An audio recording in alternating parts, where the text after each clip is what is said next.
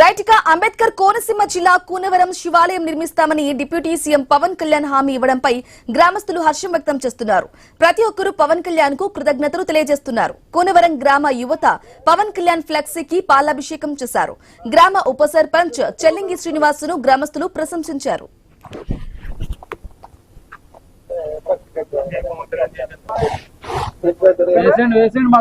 కొంతవరకు అన్నపూర్ణ కాశీ విశ్వేశ్వర ఆలయం ఆగిపోయిందని, ఆలయం ఆగిపోవడం ఏంటి అనే ఉద్దేశంతో అతను మాట్లాడి కంపల్సరీ ఈ ఆలయాన్ని పని పూర్తి చేసే విధంగా నేను సహకరిస్తానని చెప్పేసి అతను తెలియజేయటం మా గ్రామం తరపు నుంచి మేమందరూ కూడా హర్షం వ్యక్తం చేస్తున్నాం. అదేవిధంగా పవన్ కళ్యాణ్ గారు కొంతవరకు అతని సొంత నిధులు కూడా ఇస్తారని చెప్పేసి మరి తెలియజేయగానే మా గ్రామస్తులందరూ కూడా మహిళలు కానివ్వండి, మరి ఇక్కడ మా పెద్దలు అందరూ చాలా ఆనందం వ్యక్తం చేశారు.